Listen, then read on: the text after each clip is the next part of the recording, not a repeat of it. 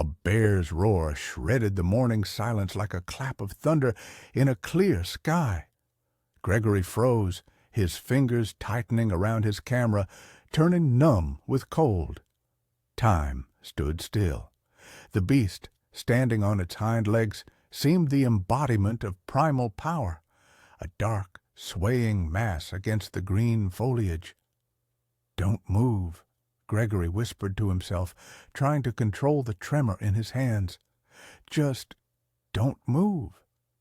He knew the bear was injured, blood on its brown fur, an unnatural tilt of its head, an aggressive stance. Everything pointed to the animal being desperate and furious, and a wounded predator is the most dangerous creature in the wilderness. A striped cougar cub scurried across the clearing, letting out piercing cries. It was frightened and disoriented, too small to defend itself, but old enough to sense the danger. Gregory felt a cold shiver run down his spine. Where was the second cub? And where was their mother? The bear lurched forward, lumbering clumsily but without losing power in its movements. Its small eyes met the man's, and Gregory understood. The beast had seen him. In that moment, instinct took over. The old hunter dropped his camera, raised his rifle, and fired. The gunshot echoed through the forest. The bear staggered, stunned, and crashed heavily to the forest floor. The cub whimpered, cowering under a fallen tree. "Easy there, little one, easy," Gregory murmured, slowly moving toward the animal. "I won't hurt you." His words were drowned out by a deafening roar. The bear rose, swaying, turning its massive body. It stood tall again. Gregory took a step back, realizing he had made a mistake. He hadn't killed the beast, only enraged it. This is it, Gregory thought. A strange calm washed over him. He found himself admiring the bear, its power and fury. In that moment, with photographic precision, he remembered every detail.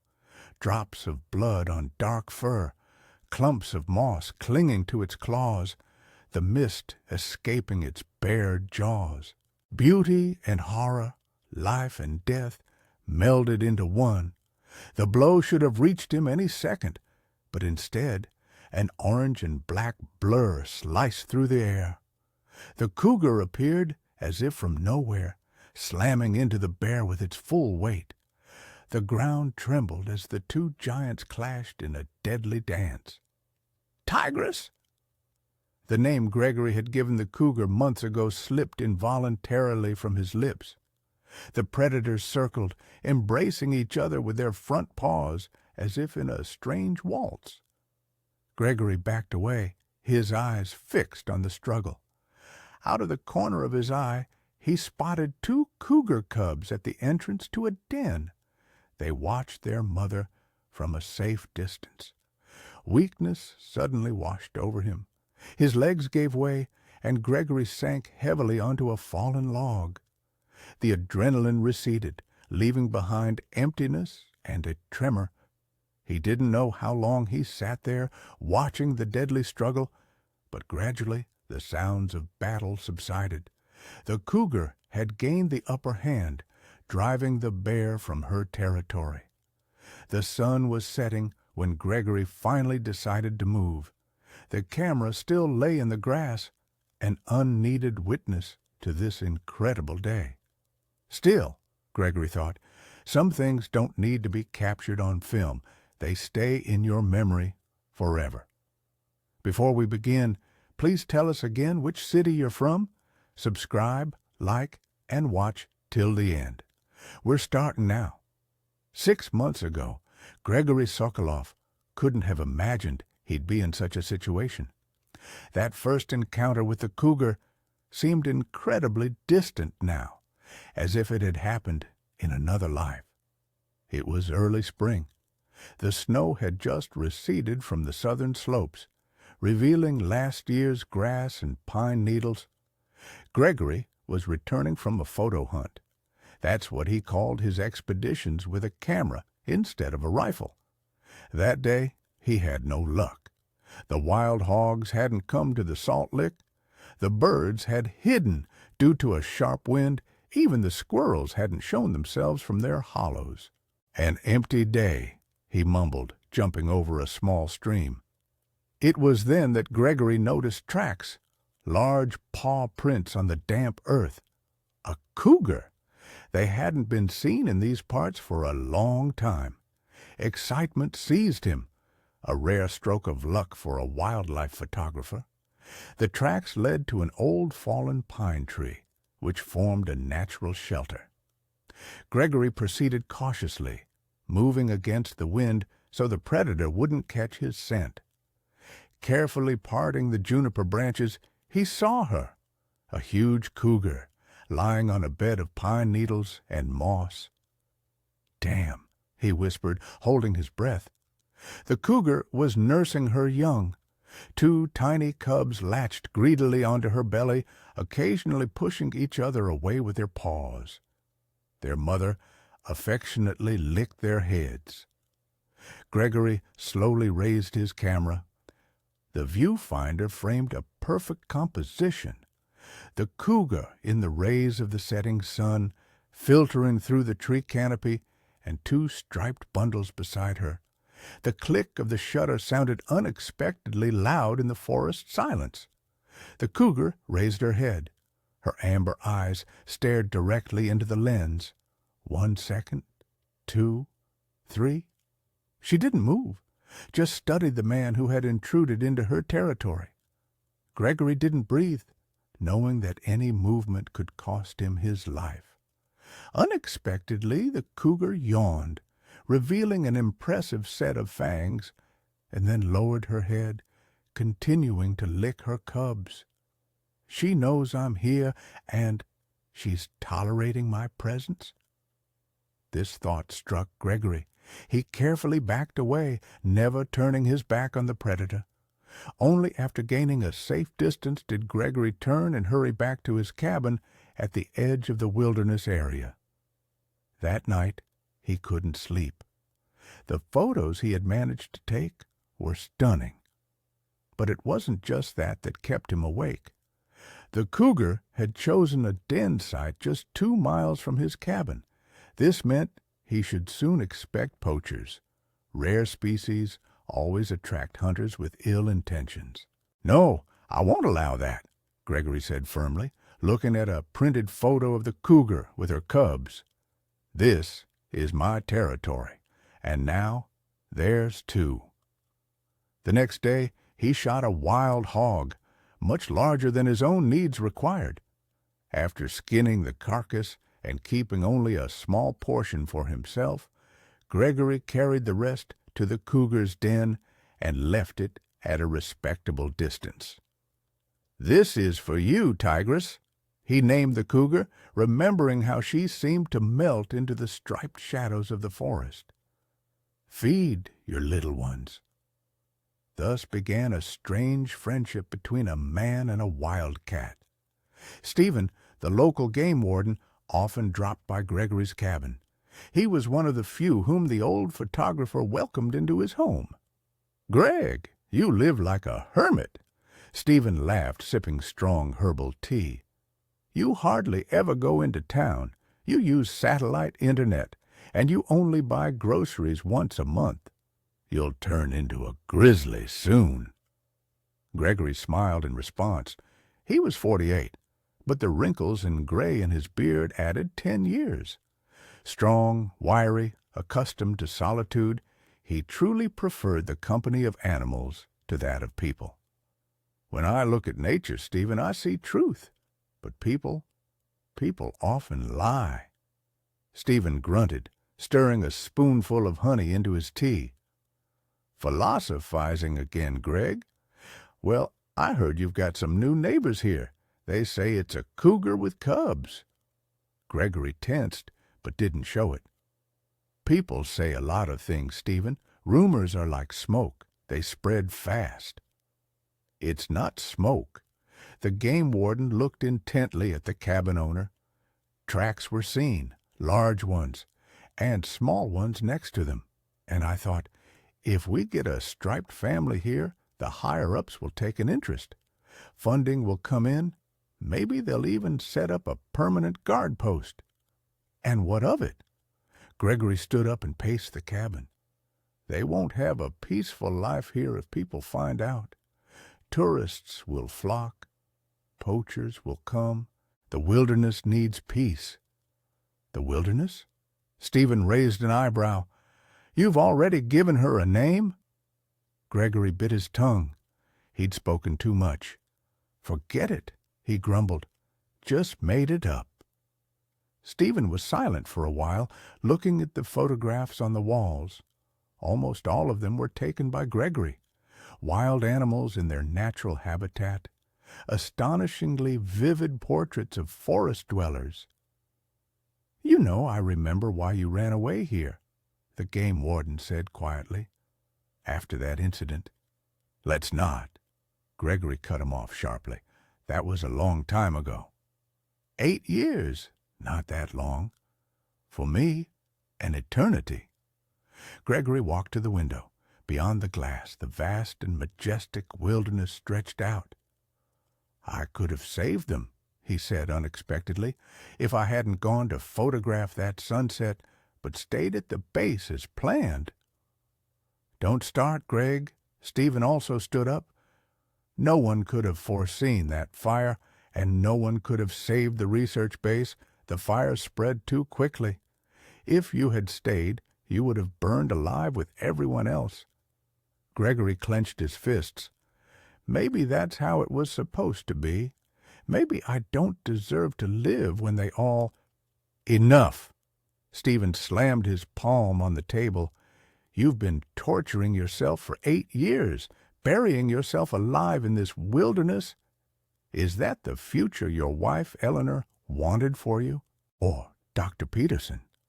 The mention of his deceased colleagues' names pierced his heart. Gregory turned away, hiding his eyes. Sorry, Stephen sighed heavily. I didn't mean to open old wounds. It's just, life goes on, Greg, and yours too.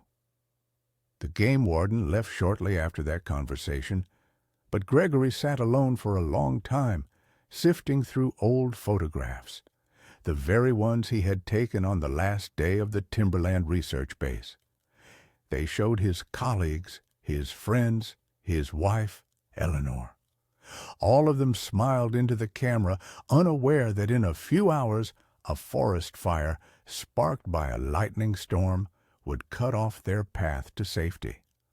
Only Gregory survived, because that evening he had gone to photograph the sunset at a distant outpost. He survived and never forgave himself for it. June brought stifling heat and anxiety. Gregory increasingly noticed signs of intruders on his territory. Cigarette butts, blazes on trees, off-road tire tracks. The cougar cubs had grown, beginning to leave their den and explore the surroundings. Gregory observed them from a distance, photographing cautiously, using a telephoto lens. He couldn't help but marvel at their progress. Clumsy movements replaced by smooth, sneaking ones. The cougar was teaching them to hunt, to stalk prey, to use cover. The photos and short videos Gregory uploaded to his blog via satellite internet caused a sensation among wildlife enthusiasts. The number of subscribers exceeded 80,000, and comments poured in by the hundreds. These are the most stunning cougar shots I've ever seen. How do you manage to get so close? Tell us the coordinates of the shooting location. I want to come and see these beauties myself. The cubs are so cute. Aren't you afraid the mother might attack you? Gregory didn't reply to most comments and simply ignored requests for coordinates. The last thing he wanted was for crowds of tourists to disrupt the fragile balance of the cougar family's life. One day, returning from the creek with a full kettle of water, Gregory heard a sound uncharacteristic of the wilderness, the muffled rumble of an engine. His hunting instinct made him instantly wary. He put the kettle on the ground and moved towards the sound, trying not to crunch twigs. In a small clearing stood a black SUV with tinted windows. 3 men were animatedly discussing something, leaning over a map spread out on the hood. "I'm telling you, I saw tracks right here," insisted one, a balding, middle-aged man in a camouflage jacket. "A cougar with cubs. The pelts of young animals are worth a fortune in China right now." "What about the locals?" asked the second, thin, with long hair tied in a ponytail. "There's some hermit living in this area, a photographer. I saw his pictures online. They're the same cougars." "A retired naturalist?" The third, the largest of them, chuckled. "No problem. We'll scare him off if we run into him, that's all." Gregory clenched his fists. Poachers! And they knew about Tigress. The hunting knife he always carried suddenly seemed like too weak a defense against 3 armed men. "All right, then." The bald man folded the map. "Tomorrow at dawn, we start searching for the den. If we're lucky, by evening, we'll be on our way back with our prize." Gregory cautiously retreated, trying not to disturb the leaves. He had to do something, and fast. He could call Stephen, but the signal in the wilderness was weak. And would the game warden even manage to reach this spot by tomorrow morning? And without official authority, without a few trained assistants, what could he do against armed poachers? "No, I have to act alone," Gregory decided, "and act immediately." A plan quickly formed. He returned to the cabin, grabbed his rifle, ammunition, binoculars, and essentials. Then he locked the door and headed toward the cougar's den. There was no time to delay. Tigress met him warily. She lay at the entrance to her shelter, covering the opening behind which her cubs were hidden. Gregory stopped at a respectful distance. "Hello, striped one," he said softly. "We're in trouble, you and I. I need to get you out of here." The cougar listened intently, as if understanding every word. Surprisingly, over these months, she had grown accustomed to the man who regularly brought her food and never tried to approach her young. Gregory carefully placed a piece of fresh meat wrapped in cloth, which he had brought with him, on the ground. "This is for you and the little ones," he said, "and I need to prepare for uninvited guests." All night Gregory worked, setting up improvised traps and alarm devices on potential approaches to the den. Several times he swore he saw Tigress's striped shadow flitting in the darkness, as if she was checking what the man was doing. By dawn, everything was ready. Gregory took up a position on a rise, from which he had a clear view of the likely paths the poachers would take.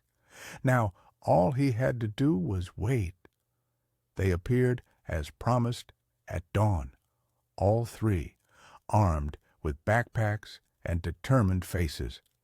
They moved skillfully, almost silently, professional hunters accustomed to tracking dangerous prey.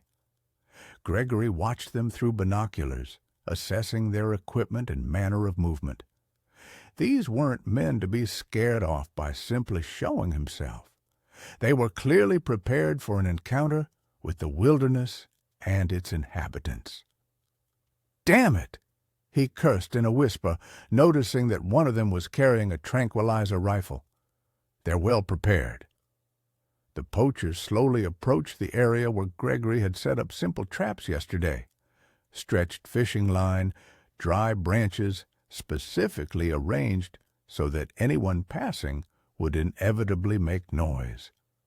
Suddenly, the largest of them stopped and raised a hand, signaling the others to be quiet. He pointed somewhere, and all 3 froze, peering in the indicated direction. Gregory turned his binoculars and felt his heart drop to his feet. 100 yards from the poachers in a small clearing, Tigress's cubs were playing. They wrestled with each other, tumbling in the grass, completely unaware of the looming danger. Where is Tigress? Gregory thought frantically, trying to find the cougar in the binocular's eyepiece. She usually didn't stray far from her young. The bald poacher slowly took the tranquilizer rifle from his shoulder and began to prepare for a shot. His companions stepped aside, giving him room to maneuver. There was no time to think. Gregory stood up, aimed his rifle, and fired into the air. The gunshot exploded like a thunderclap. The cubs instantly vanished into the dense undergrowth. The poachers spun around sharply, searching for the source of the sound. "Hey, you!" Gregory shouted, realizing there was no point in hiding any longer. "This is private hunting grounds. Hunting is prohibited here." "Who's there?" the bald man shouted back. "Come out! Show yourself!" Gregory slowly descended from the rise, rifle at the ready. Face to face with 3 armed men, he felt uneasy, but there was no turning back. "Gregory Sokolov, owner of this plot," he introduced himself, approaching the poachers. "You are on my land without permission. I ask you to leave these grounds." The bald man snorted, exchanging a glance with his companions. "Well, look here, the hermit photographer himself," he drawled. "We've heard about you, we've heard. But here's the rub. You can't own this territory. It's a national wildlife refuge." "Precisely," Gregory nodded. "A refuge where hunting is strictly prohibited, especially for endangered species." "And who says we're hunting?" the long-haired man asked innocently. "Maybe we're picking mushrooms, or out for a photo hunt, like you." "With tranquilizer rifles?" Gregory sneered. "Don't take me for an idiot. I've already informed the park ranger about your presence. The warden and a police squad will be here soon." It was a bluff. Mobile service in this part of the wilderness was abysmal, and his satellite phone was back in the cabin. But the poachers didn't know that. The bald man frowned, deep in thought. "Listen, old man," he finally said, "let's make a deal. We won't touch your cats. We'll just take a few pictures and leave, and for your trouble—" He reached into his pocket and pulled out a wad of cash. "Here." The bald man extended the money to Gregory. 50 grand. I think that's a good sum for a hermit." Gregory didn't even glance at the bills. "Put the money away and get out of here," he said coldly. "This is your last warning." The atmosphere became tense. The large poacher took a step forward, his eyes narrowing menacingly. "And if we don't leave, what then?" He patted the holster on his belt. "There are 3 of us, and you're alone, old man. Who do you think is stronger?" The long-haired man nervously glanced around. "Conrad, it's not worth it. If he really called the rangers—" "He's lying!" the bald man snapped.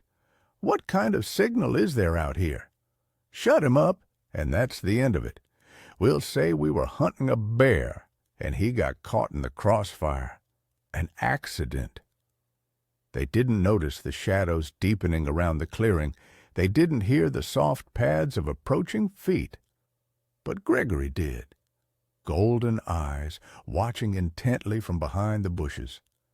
Tigress was nearby, and she understood everything. "You have one more chance to leave," Gregory tried to speak calmly, though his heart hammered like a drum. "After this, it will be too late." "I've had enough of this chatter." The large poacher snarled and drew a pistol. "Drop the rifle, old man, or I'll shoot your kneecap." Time seemed to slow.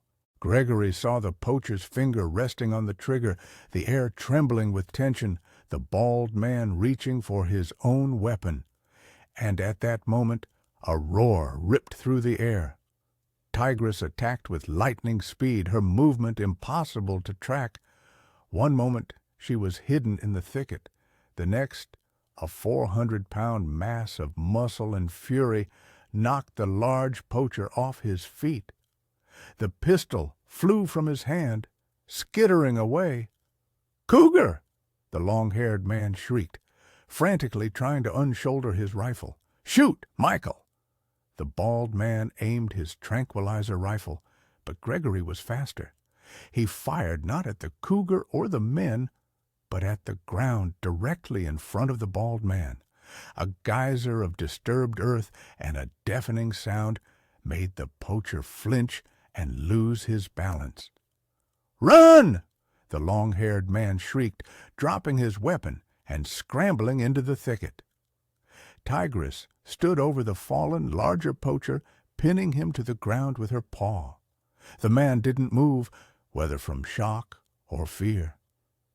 "Don't kill him," Gregory said softly, addressing the cougar. "They're not worth dirtying your fangs over." Surprisingly, Tigress seemed to obey. She growled, her hot breath washing over the poacher's face, then released him and stepped back to Gregory. The bald man helped his companion up. A dark stain spread across the pants of the vanquished man. He had wet himself out of fear. You set a cougar on us," the bald man rasped. This is attempted murder." "No," Gregory answered calmly. "It was self-defense of a wild animal and a man you are going to shoot. Now leave and never come back. Otherwise, next time, I won't ask her to hold back." The poachers, grabbing their abandoned weapons, hastily disappeared in the direction where, Gregory remembered, they had left their SUV. Tigress watched them go, then turned to the man and snorted softly. "Yes, I know," Gregory chuckled. "They're cowards, but dangerous cowards. We need to stay vigilant." He looked toward where the cubs had disappeared and smiled, noticing curious little faces peeking out from behind a fallen tree. "Your little ones are fine, my beauty, but now we need to be doubly careful. These people might return." The next 2 weeks were tense. Gregory daily checked the perimeter around the cougar's den, inspecting the alarm devices he had set. He barely slept, fearing that the poachers would return for revenge. But days passed, and the uninvited guests didn't reappear.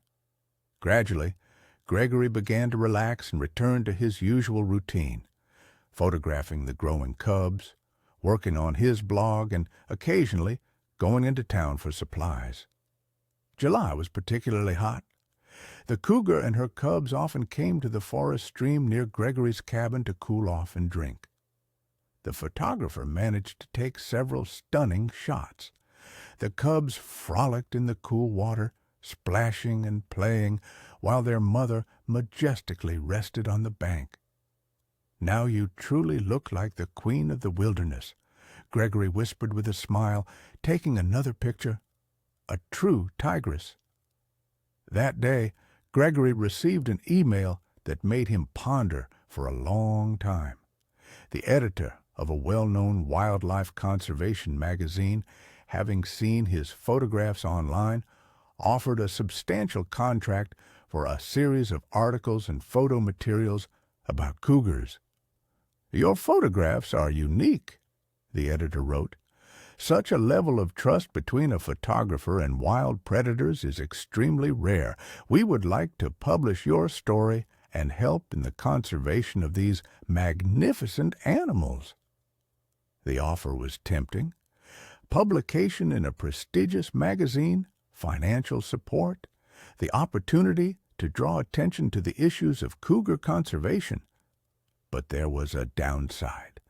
By revealing the location of Tigress and her cubs, Gregory would expose them to danger.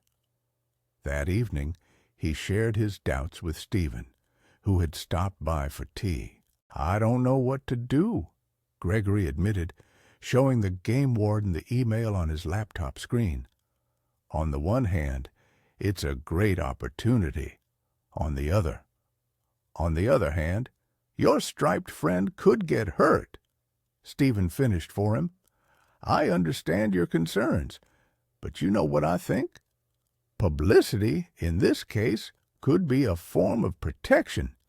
If everyone knows about the cougars, if their habitat becomes famous, it will be harder for poachers to act with impunity.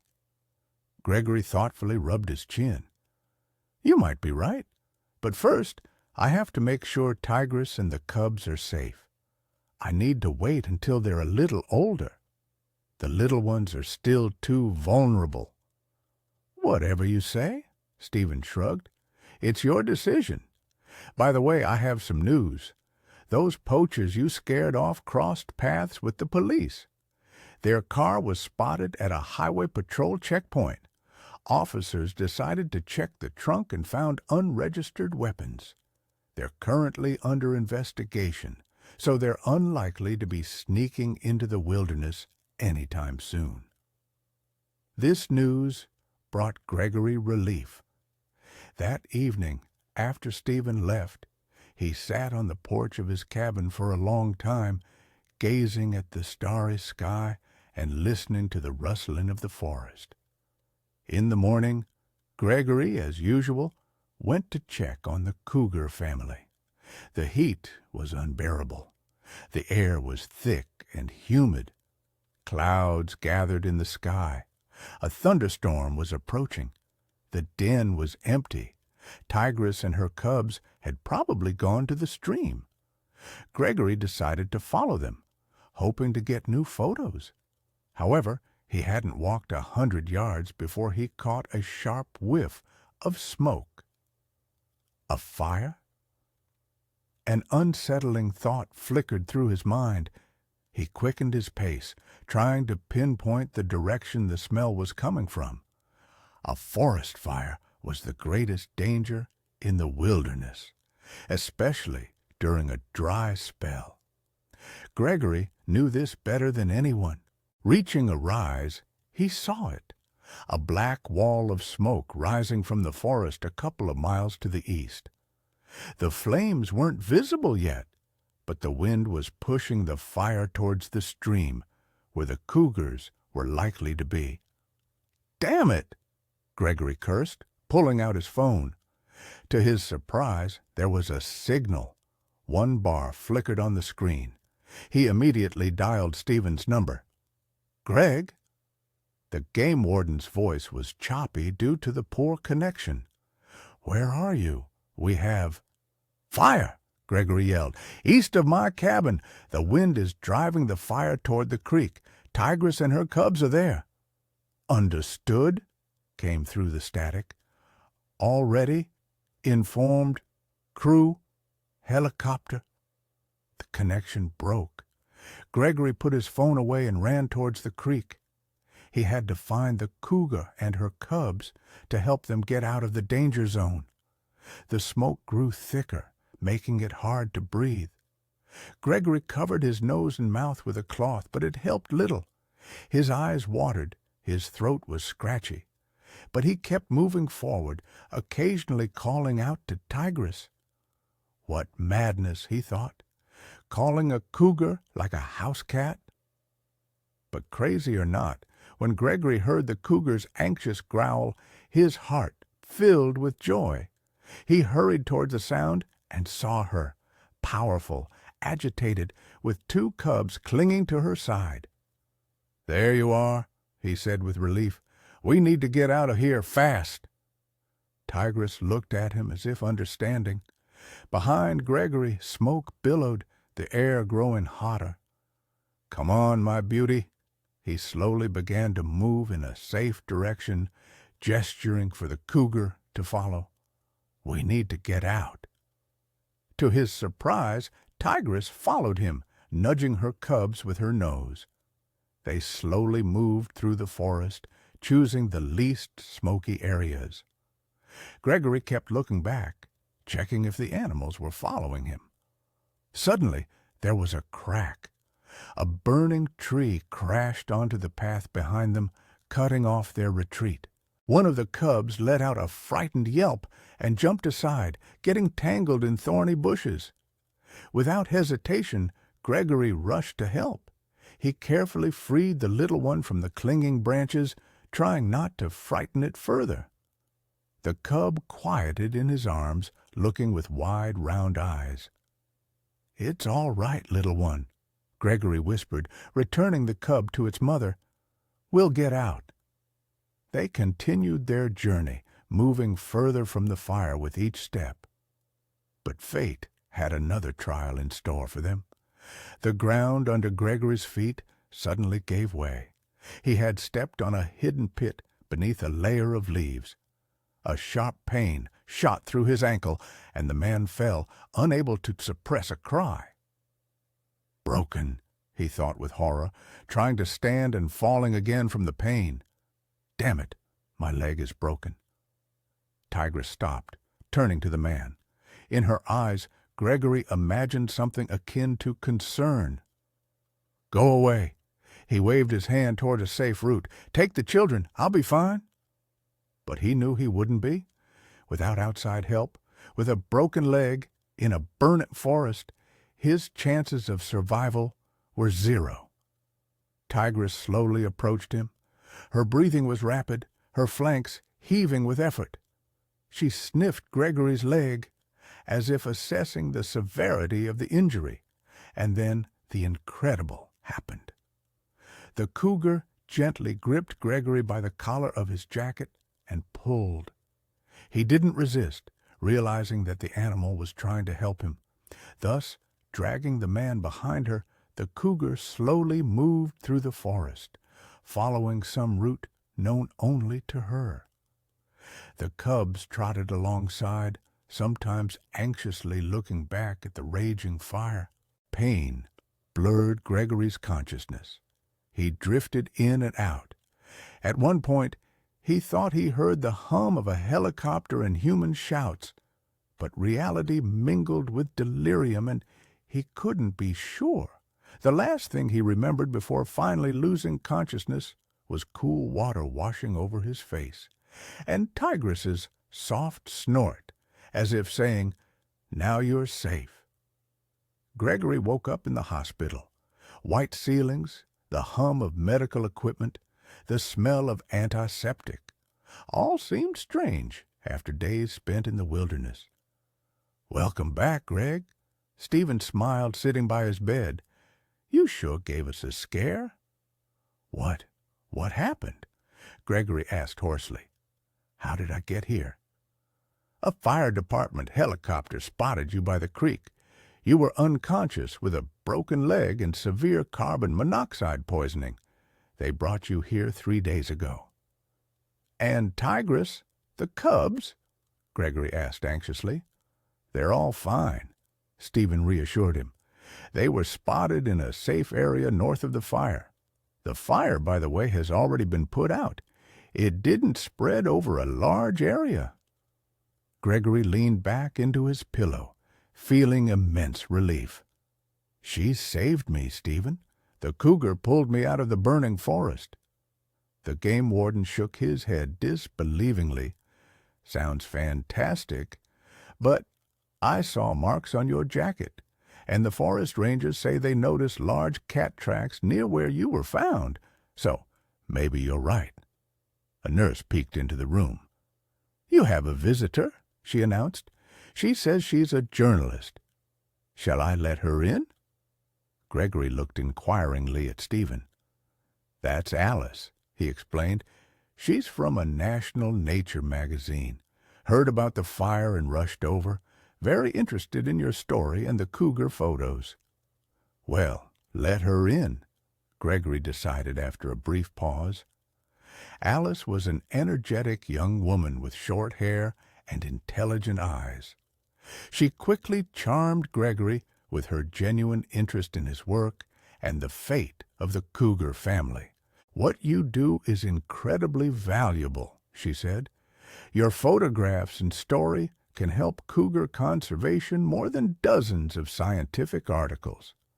People love stories of human-wildlife connection."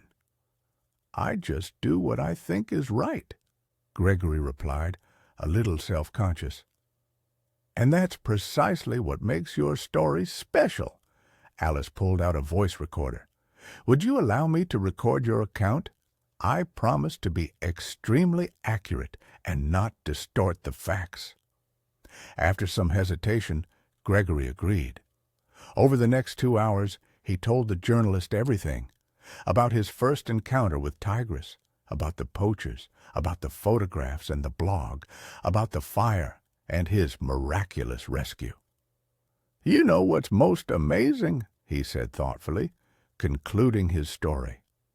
For years, I blamed myself for the deaths of my colleagues in the research base fire. I believed I didn't deserve happiness. And now, a wild animal, a cougar, saved me from the same fiery trap, as if fate itself gave me a second chance. Alice remained silent, clearly touched by his words. Finally, she turned off the recorder and said, Mr. Sokolov, I want to offer you more than just an article. What if we create an entire project dedicated to cougar protection? A photo exhibition, a book, perhaps even a documentary film, and most importantly, the establishment of a special fund to combat poaching and preserve cougar habitats. The offer caught Gregory off guard. He had never thought of his work on such a scale. I'm not sure, he began. Just think about it, Alice smiled. You have time. The doctors say you won't be discharged for another week. When Gregory finally returned to his cabin, the wilderness greeted him with the scent of autumn, fallen leaves, mushrooms, cool dampness. 3 months in the hospital and rehabilitation center had changed him. He had lost weight, grown a beard, but most importantly, he had changed internally. The conversation with Alice didn't remain just a conversation. The article about Gregory and his cougar, published in the prestigious magazine, caused a huge stir. This was followed by television features, interviews, and offers of collaboration from conservation organizations. The Wilderness Keepers Fund, established with Alice's help, quickly gained popularity. Donations allowed for regular patrols of the nature reserve, the installation of camera traps, and the hiring of additional game wardens. But for Gregory himself, the greatest reward was returning to his striped friends. Tigress and her grown cubs still lived in his territory, though now they had to share it with a team of researchers who occasionally came to collect data. One day, almost a year after the fire, Gregory sat at his favorite observation point, taking pictures of the cubs playing. They had almost caught up to their mother in size, but were still playful and curious. Tigress lay nearby, watching her children intently. Noticing Gregory, she rose and slowly approached him, so close that he could distinguish every stripe on her powerful neck. "Hello, my beauty," he said softly, lowering his camera. "Thank you for not abandoning me then." The cougar blinked, looking at him with her amber eyes, wise, ancient, full of mysteries. And then, to Gregory's astonishment, she gently butted her head against his shoulder, a gesture that could only be interpreted as an expression of trust and affection. "I love you too, Tigress," Gregory whispered, feeling a lump in his throat. In that moment, sitting in the autumn wilderness next to the magnificent predator who had once saved his life, Gregory Sokolov understood a simple truth.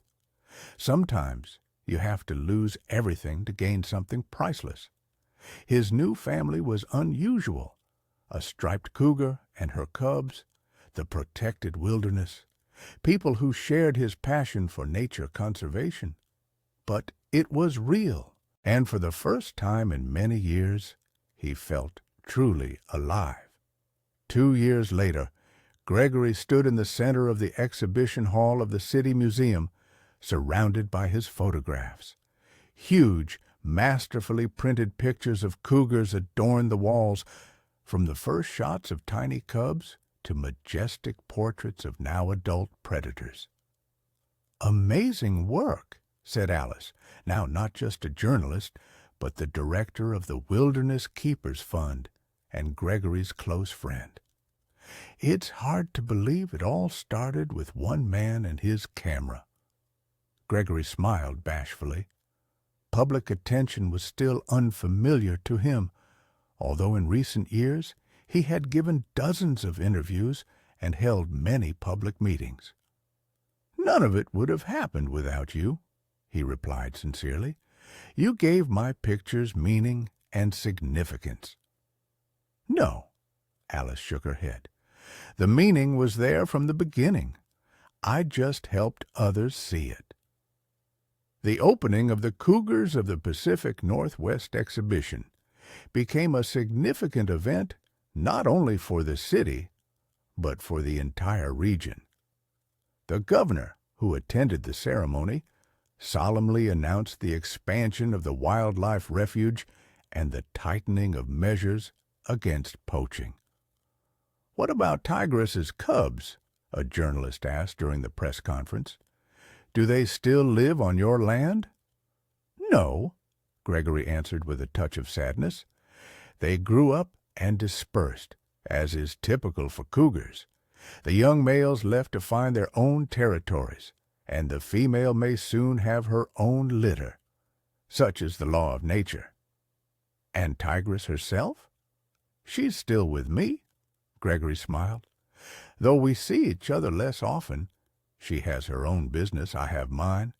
But sometimes she still comes to my cabin, as if visiting an old friend." After the official part of the event, Gregory quietly slipped outside. He needed fresh air and a moment of solitude after the noisy crowd. "Are you all right?" Stephen followed him out, offering a glass of water. "Yes, just tired." Gregory gratefully accepted the water.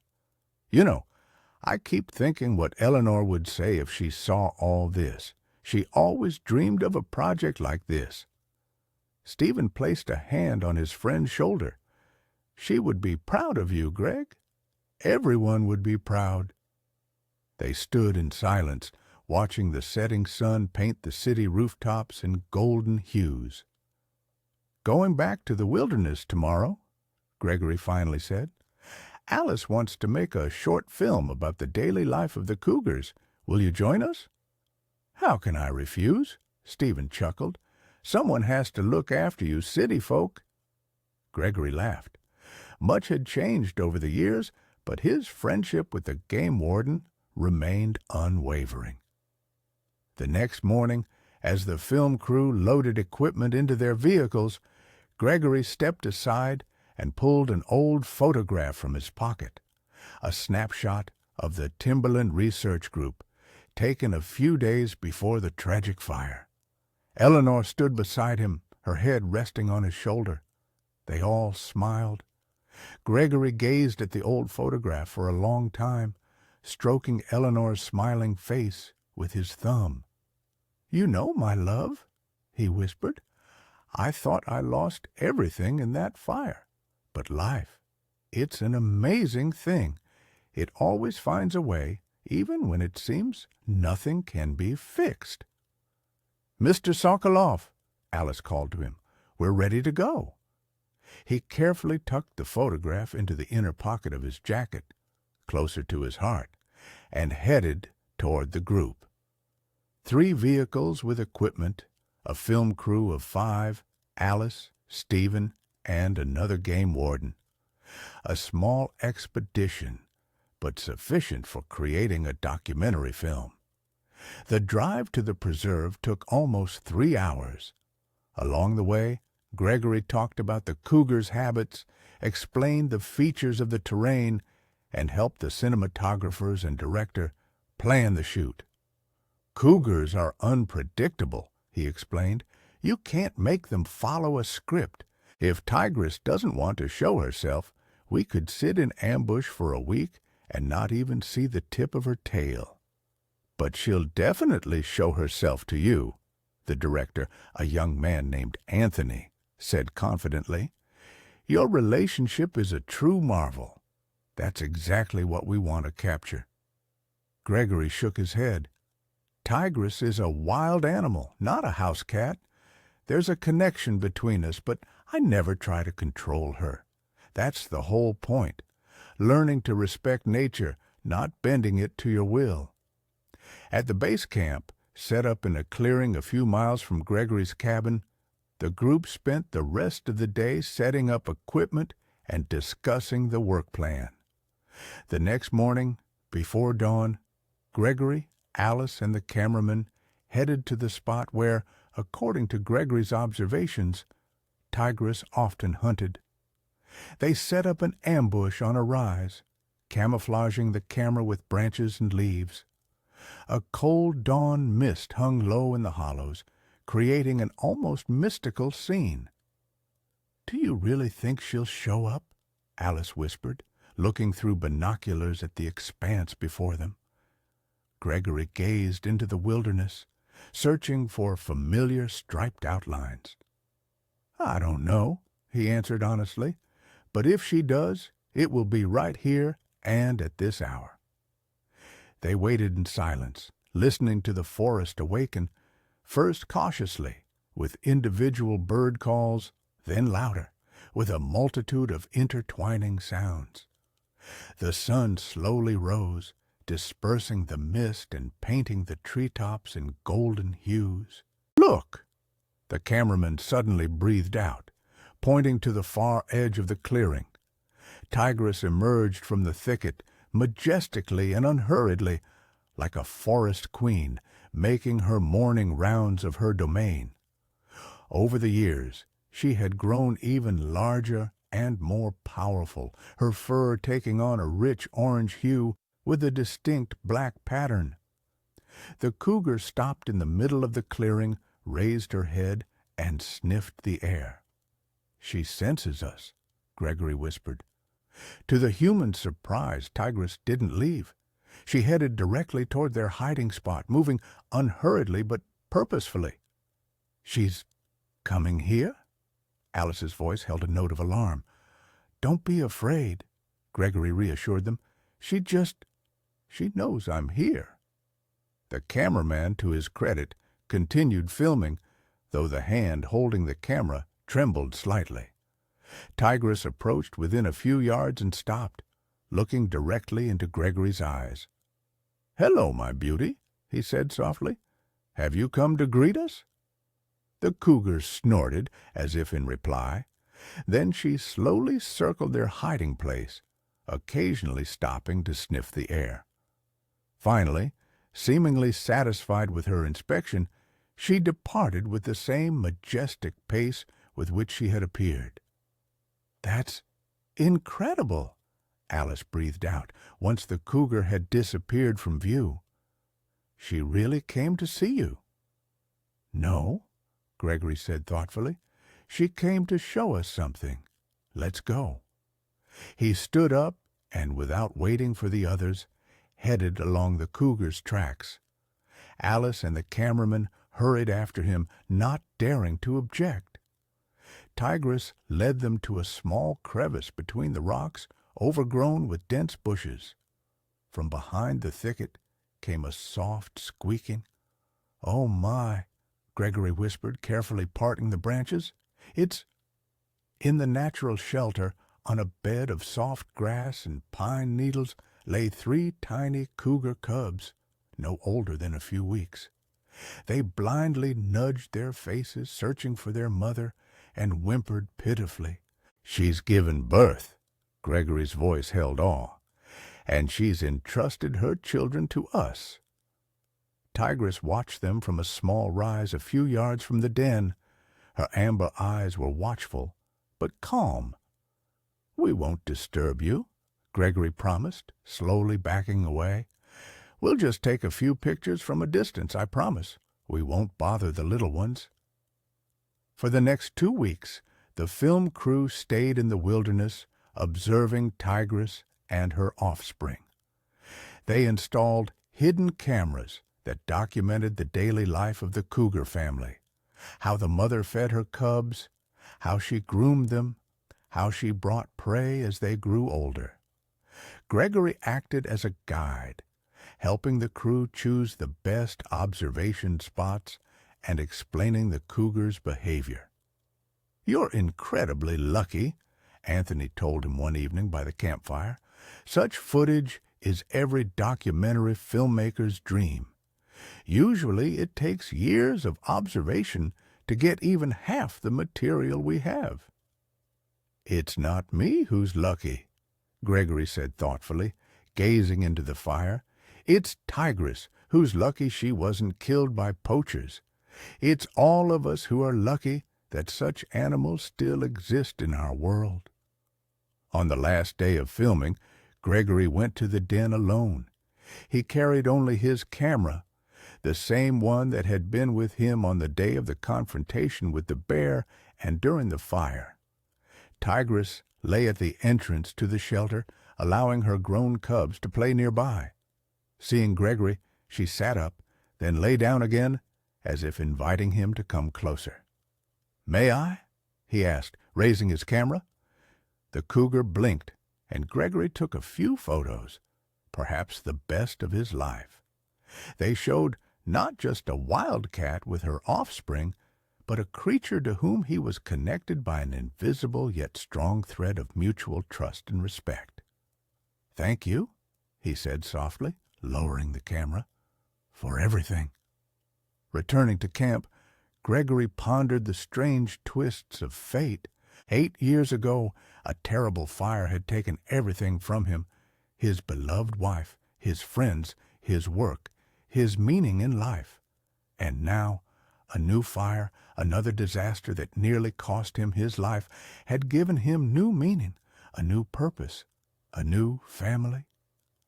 Life always comes full circle, he thought. You just need to be patient and wait for the circle to close. The documentary film Tigress, A Wilderness Tale was released a year after that memorable expedition. It instantly garnered critical and audience acclaim, winning several prestigious awards at documentary film festivals, and most importantly, drawing attention to the issue of cougar conservation. Donations to the Wilderness Keepers Fund increased significantly. Regional authorities allocated additional funding for combating poaching and expanding the wildlife refuge. International organizations offered their assistance in establishing a special center for cougar study and conservation.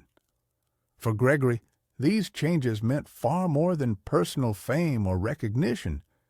He saw in them a chance for future generations, both humans and cougars, to live in harmony, respecting each other's boundaries. He now spent less time at his cabin. Gregory spent most of his time at the new research center, built on the border of the refuge. He trained young photographers and biologists, shared his experience, and helped coordinate conservation activities. "You've become quite the celebrity, Greg," Stephen would tease him when they sometimes went fishing together. "Careful, your head doesn't get too big from all of this success." "You know all that doesn't matter to me," Gregory waved off. "The main thing is that Tigress and her offspring are safe." "And how's your new neighbor?" the game warden would ask with a sly smile, hinting at the clear affection that had grown between Gregory and Alice. "Stop it, Stephen!"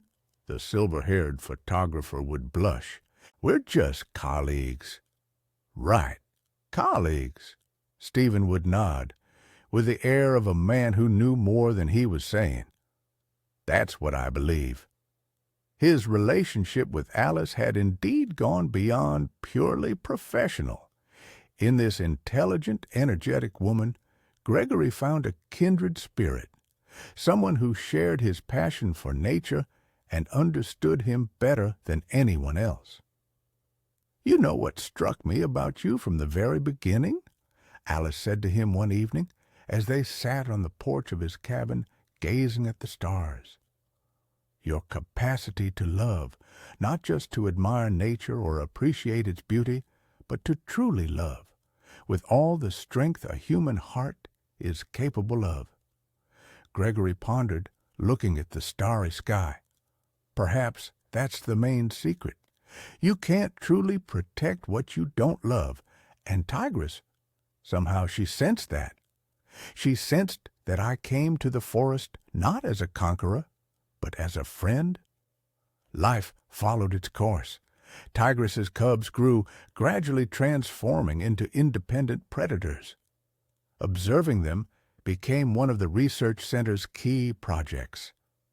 A young cougar, Tigress's daughter from her first litter, once appeared at Gregory's cabin with her own kittens, as if to show them to her mother's old friend. It was an incredible sight. The third generation of cougars, still retaining trust in the man who had once saved their ancestress. Tigress herself became more cautious and reclusive with age. She rarely allowed herself to approach humans now, preferring the depths of the wilderness to human habitation. Only with Gregory would she sometimes make an exception, coming out to meet him when he roamed the forest trails alone. On one such day, almost 5 years after the documentary was filmed, Gregory encountered her by the creek. Tigress looked old. Scars from numerous fights with other predators and the harsh life of a wild animal covered her once pristine coat. Her movements had slowed, but her eyes still burned with the same inner fire. "How old are you, old friend?" Gregory asked softly, sitting on a rock nearby. "Must be past 10 already." The cougar approached closer than usual and lay down on the ground a few yards from him. This was unusual. She typically maintained her distance, never allowing herself to relax in a human's presence. "Tired?" Gregory asked understandingly. "Me too. The years take their toll." They sat like that for several hours, man and cougar, 2 old friends, silently enjoying each other's company. As the sun began to set, Tigress rose and, giving Gregory one last long look, disappeared into the forest. This was their last encounter. A month later, the rangers found the old cougar's body deep in the wilderness, in a natural shelter under a rock. She had died of old age, an extremely rare occurrence for a wild predator, which usually succumbs to hunger, injuries, or a fight with a younger, stronger rival. The news of Tigress's death sparked a wave of grief among all who knew her story. People around the world who had followed the famous cougar's life through Gregory's photos and films expressed their condolences on social media and sent letters to the Wilderness Keepers Fund. "She lived a long and full life," Gregory said at an impromptu memorial service at the research center. "She raised 3 generations of cubs, taught them to survive, to hunt, to avoid dangers. Her descendants now live throughout the wilderness. But most importantly, she changed our understanding of the relationship between humans and wild nature. She showed that a different kind of communication is possible, not through fear and domination, but through mutual respect and trust." Tigress's body was not moved to a museum or research center.